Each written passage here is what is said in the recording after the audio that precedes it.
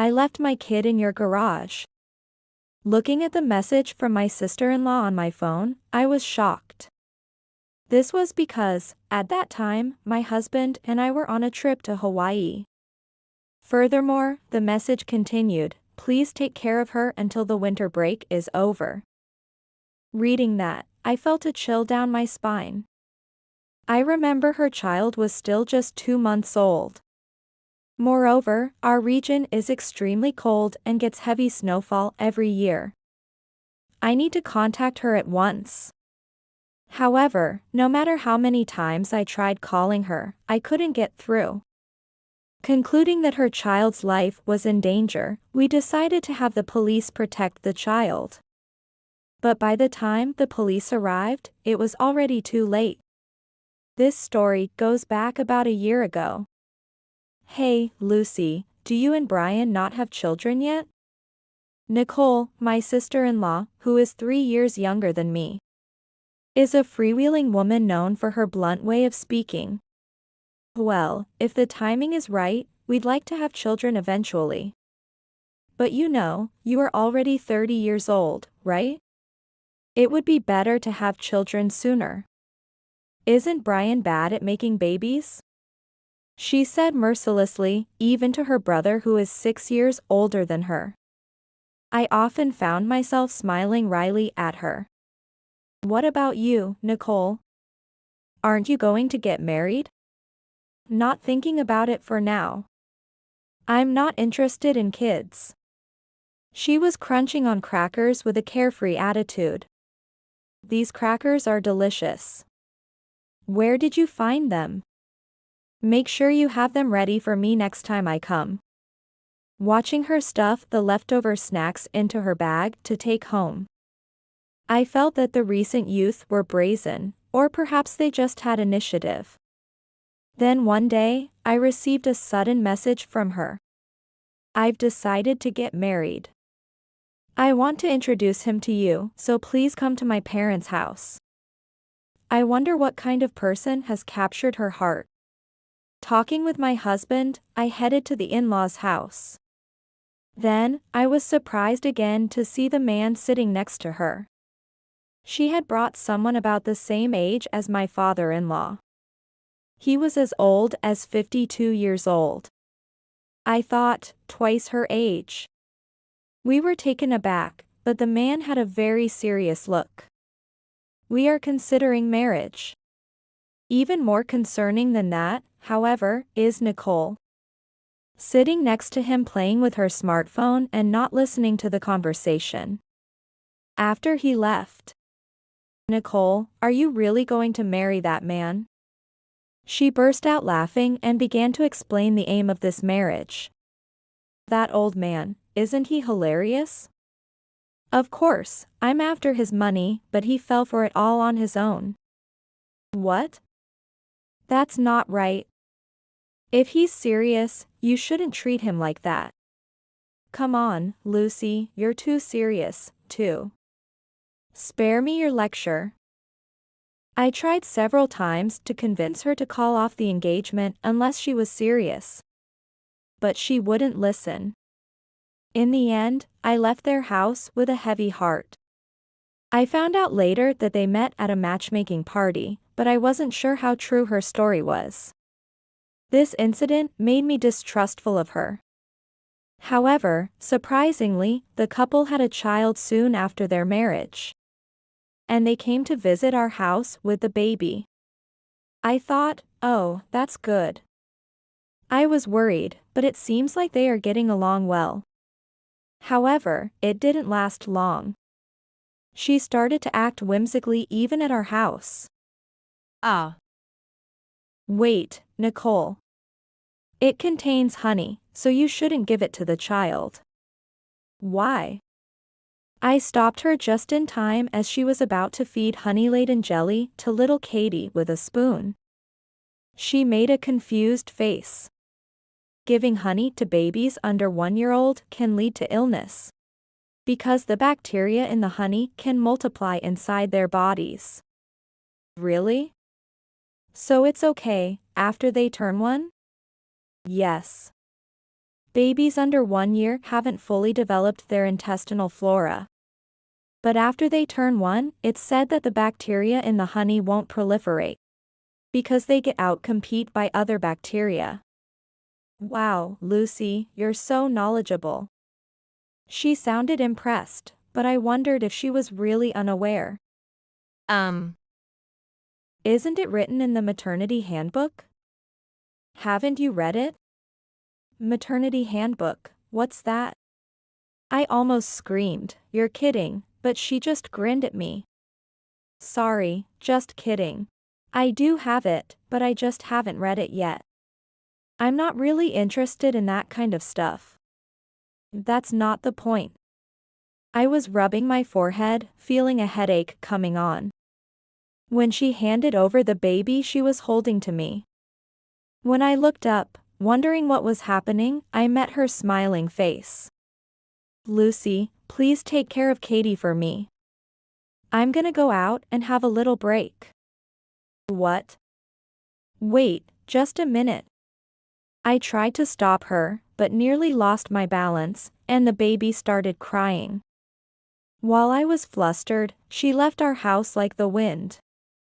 I thought, leaving such a young baby, Katie, with me, even if I'm her aunt.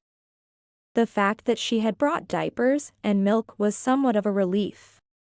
Ultimately, she returned when it was completely dark outside. Nicole, you should take care of your own child, shouldn't you? Why? I'm just giving you some practice babysitting since you don't have kids. I was irritated by her words. Indeed, I didn't have children yet, but it seemed like she was just dumping her child's care on me. I can even give you the kid if you like. What? I looked at her face in disbelief, unable to tell if she was serious or joking from her attitude and expression. She just kept smiling. Just kidding. That child is like a hostage to keep my husband around. Nicole. Enough is enough. I slammed the table, and Katie started crying, which made me pause. Oh, there. Auntie scared you, didn't she? If you keep this nonchalant attitude, it will come back to bite you someday. I guess it's about time for my husband to come home. I'll order some dinner delivery. See you later. After she finally left, I let out a big sigh. I thought, even if I scold her, she just laughs it off and dodges the issue. Maybe I should talk to her husband. I was emotionally exhausted by her whimsical attitude, and my frustration with her only grew. Then, 2 months later in the winter, I decided to go on a trip to Hawaii with my husband. Though feeling sorry, I hadn't told her about it because she might have insisted on coming along. I thought, the last thing I want on a vacation is to be burdened with taking care of Katie. To save battery, I turned off my phone while on the plane. Some airlines have seats where you can charge your devices. But we were using a budget airline, so charging was not an option. When we arrived in Hawaii, we were greeted by the refreshing breeze and the sound of Hawaiian folk music. Seeing the Kamehameha statue, we truly felt the excitement of being in Hawaii.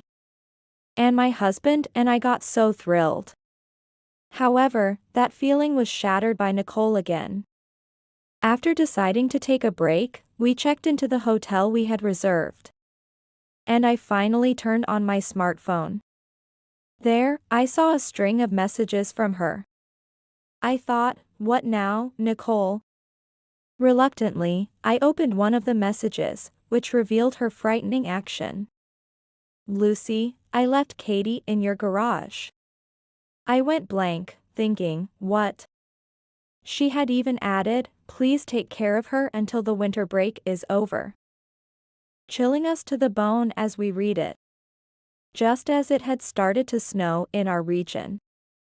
There was no way a 2-month-old baby could stay warm in a garage on her own. The outcome was foreseeable. What should I do? I need to contact her. However, no matter how many times I called her, I couldn't get through. All I got was an automated message saying, "I'm currently unable to take your call." As a last resort, I contacted the police and asked them to protect the baby. Then, my husband and I hastily bought tickets to return home from Hawaii. I thought, what is she thinking, leaving a small child in a cold garage? We had to cut our trip short, but that was the least of our concerns. I was furious with Nicole. However, the report from the police waiting for us back home was unexpected. They reported, no baby was found in the garage. I thought, is this some kind of prank by her? But what's the point of doing such a thing? Since I hadn't told her about going to Hawaii, it seemed unlikely that this was harassment to disrupt our trip. Well, with her whimsical nature, nothing she might do would surprise me.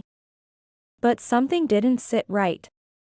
As we pondered this, we received a call from a certain person. This person revealed that Nicole had indeed left the baby in the garage. And we learned why she had left the baby at our house. And that the baby had already passed away by the time anyone realized. I thought, I can never forgive her. I resolved to take action against her. First, we met with the person who had contacted us. After exchanging information, we finally understood what she was up to and her intentions. After multiple attempts to contact her, she finally answered the phone, sounding exasperated. "Nicole, where are you after leaving the baby? Don't care where I am. Do you realize what you've done? The baby isn't coming back." She was apparently unaware that we had gone on a trip to Hawaii. Hearing that the baby would not return, she became flustered. "Lucy, it's not like that. I didn't mean for this to happen." I interrupted her excuses and simply said, "Anyway, come to our house," then hung up. An hour later, a pale-faced Nicole arrived at our house. "What do you mean? Katie isn't coming back?" "Well, she was a bit cold, but now she's completely fine." Relieved, but at once she turned and snapped at me in an accusing tone. "What? You mean, she's alive? Don't scare me like that. The fact that she's never returning to you remains true." "Huh? I don't understand." While she showed confusion, she still smirked, desperately trying to assert her superiority. "Where were you after you left Katie?" "It doesn't matter where. Where is she? If you don't return her, I'll sue you." "You couldn't possibly say you were away on a cheating trip, could you? Stop saying such irresponsible things." Although her tone was strong, her face seemed to scream, "How did you know?" "Unfortunately, I have plenty of evidence." As I smoothly placed the photos on the table, she covered her mouth in shock. Indeed, the photos showed her cuddling on her sofa with a man who was not her husband. Moreover, there was a video of her affair partner saying, "Nicole, I love you," as he leaned over her. With such decisive evidence spread out on the table, she was trembling, perhaps out of anger or panic. "When did you take these pictures? I'll sue you. It's me who took them." Hearing the voice of an unexpected person, she quickly turned to the voice. Standing there was her husband, glaring at her. Surprised, she nearly jumped. "You're young. So I tried to understand that you have different values and ways of thinking. But I never thought you would start something with your lover in our own home. It's not what it looks like, this is. Even after seeing these photos and videos, you still won't admit it? Then explain it to me in a way I can understand." He was livid as he confronted her. She had no idea that her husband had installed cameras and listening devices in the house. Tears were in her eyes. It turned out he had suspected her of cheating for some time and had been gathering evidence. Just when he was thinking of talking with her, he recorded her making plans over the phone to go on a trip with her lover. She had lied, saying she was going on a trip with friends and taking the child. She had intended to leave the baby at our house while she was away. But at that time, we were in Hawaii. However, thinking I was out shopping, she left the baby, Katie, in our garage. Her husband followed her, took the baby from the garage after she left, and decided to confront her with us. I'll demand compensation for the affair and child support from you. I can't trust you with Katie. Wait. Please, forgive me. I don't have any money. He looked down at her coldly as she desperately clung to his feet. You'll make amends, even if you have to go into debt. No way. Oh, Lucy, Brian, pay for me instead. Don't joke anymore. We're cutting ties with you. My husband nodded gravely next to me. You're betraying me? Cowards. Your frivolous attitude towards your husband and me, the terrible way you treat your own child. I told you that your actions would catch up with you, didn't I? Choosing a partner for his money, leaving a newborn with me, and living a life of leisure. Lack of affection, calling her child a hostage to keep my husband. This is what they call poetic justice. Now face the consequences of your actions. With my final thunderous words, she broke down crying. Afterwards, she went through a divorce. The custody of the child went to her husband, and in addition to a $20,000 settlement for the affair, she was also charged with endangering the child. Furthermore, being demanded to pay $500 a month in child support. She borrowed money from dubious sources and now works in the night streets, living in fear of debt collectors. Meanwhile, I maintain a good relationship with Nicole's former husband, who occasionally sends letters updating us on Katie's well-being. I am now also savoring the joy of becoming a mother, as I am expecting a new life in my womb.